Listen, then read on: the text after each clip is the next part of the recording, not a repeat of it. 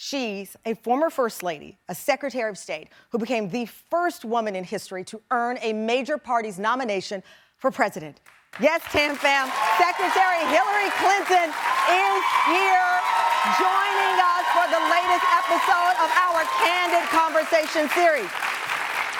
Secretary Clinton's long been recognized for her vision and courage in advancing the rights of women and girls around the world. And now, in the docu-series Gutsy, based on her 2019 New York Times bestseller, The Book of Gutsy Women, that she wrote with her daughter Chelsea, the mother-daughter duo are sharing intimate conversations with women they describe as forces of nature. Secretary Clinton is busier than ever. In fact, after this live show, she is heading to Tennessee. But right now, this is the moment that matters. Please welcome to the Tam fam, Secretary Hillary Clinton.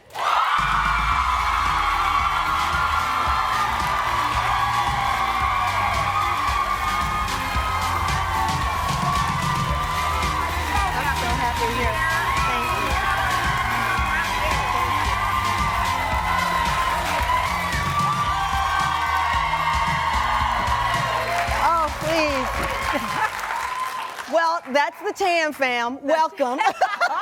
Congratulations on the renewal and more stations. Thank you. And congratulations to you on the list of many things, Gutsy. You're kind of a talk show host, if you will. Well, a little bit. Not in your caliber, but, this program on Apple TV Plus was so much fun to highlight amazing women, and Chelsea and I had the best time. It has been phenomenal to watch. I have to tell you, I've been scrolling through your social media, and a few days ago, you posted this one celebrating your days in the White House as First Lady. Let's put that one up. It was actually it inspired my outfit today. You said spring is in the air. I mean, I look at your extraordinary life from the governor's mansion in Arkansas, the White House, the State Department. You've met nearly every foreign leader and traveled to 112 countries. Mm-hmm.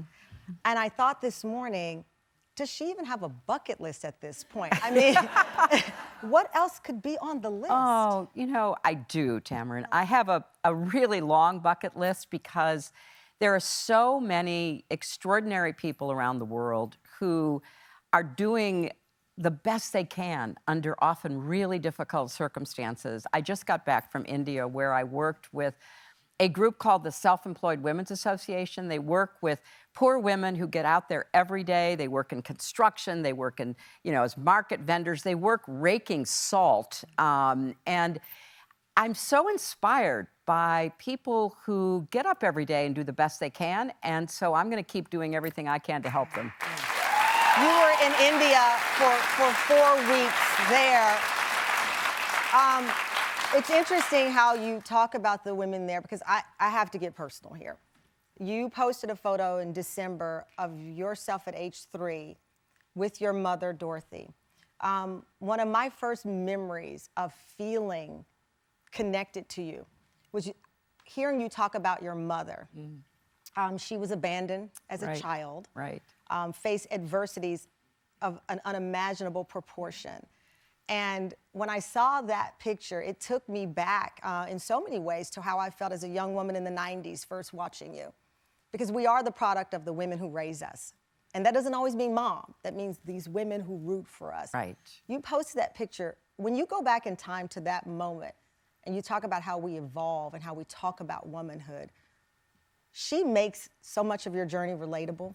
Oh, thank you. Well, she was my main inspiration and role model. And as you say, she had a really, really rough time growing up. And when I learned about her life as a teenager, I was so stunned because she was a loving and caring, involved mom, but she had no role model. She didn't know how to do that because that wasn't her experience. And it just proved to me how important it is, to give people a chance. My mother, when I asked her, how did you make it when you were so neglected by your own family? And she said to me, at every point along my life, somebody showed me kindness. somebody reached out and helped me, whether it was a teacher or when she left her grandparents' home at the age of 13 and went to work in somebody else's home. The woman in that house understood my mother wanted to go to high school, so she said, okay, Dorothy, if you get your work done before, you know, when the kids get up, get them off to school, you can go to high school. You have to come right back because you have to make dinner and everything. But for my mother, it was like, what a kindness. I get to go to school. So I think about my mom all the time in the work that I do with the Clinton Foundation, the Clinton Global Initiative, all of the work around the world, because there are a lot of little Dorothys out there, you know, who deserve that kind of help. And we know, hopefully, there are a lot of little Secretary Clintons. There are. Who see that glass ceiling that was cracked. Yeah, there and see a space for them. Well, you're an example of that. Look at you. Look at you. Thank you. Thank you. In your memoir, What Happened, which was released obviously in the wake of 2016, you wrote, it's hard to be a woman. You must think like a man, act like a lady, look like a young girl, and work like a horse. A sign that hangs in my house. I was wondering, in difficult moments for you, do you pivot to that space of everything happens for a reason? Is that how your thinking handles those things? You know, not always, because there are such terrible things that happen. I don't know what the reason is. I try to figure it out. It's beyond my capacity to understand. But I do think, okay, why did this happen? What can we do about it? How do we get people to work together to make it better? I think I'm an actual inveterate problem solver. Anytime I see something that is going wrong, I think, okay, what can we do? How do we bring people together? And to me, that's what you're supposed to do. I mean, when you are given the opportunity to make a difference, to have a platform, don't use it just for yourself. Use it as you do to bring people out, introduce your audience here and literally across the country. And what I try to do, so like what you said, I was in India. I drove way out into the desert to see women who make their living by literally raking salt.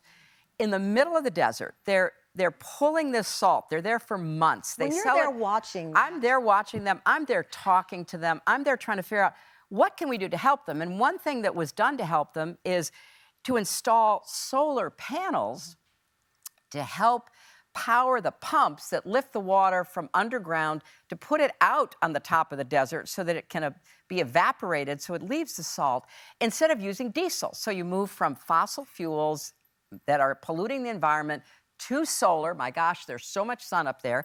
And so these women now are making more money because they own the solar panels. And then when they, you know,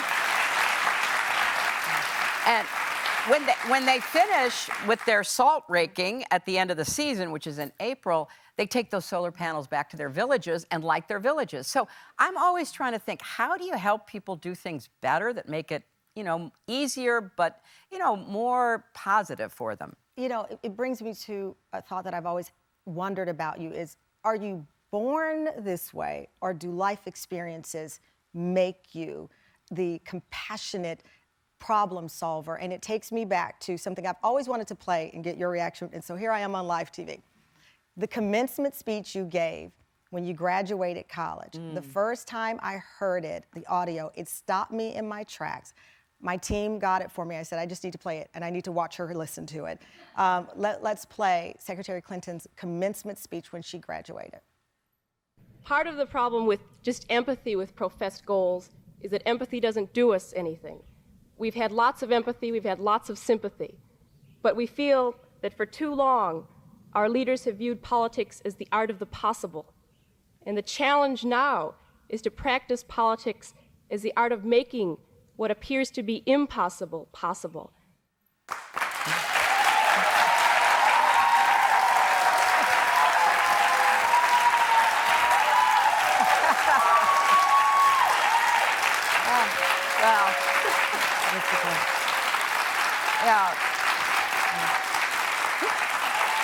Well, I still believe that. I know.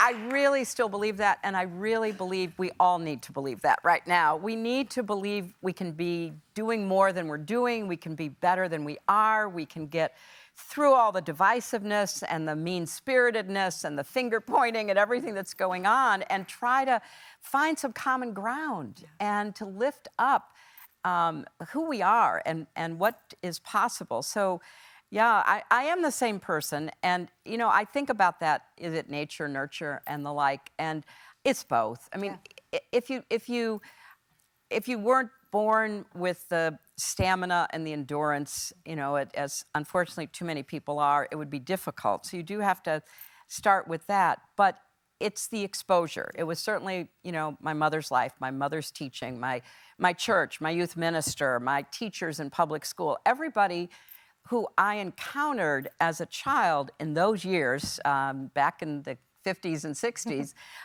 they were filled with possibility. And they wanted to light that light in everybody around them.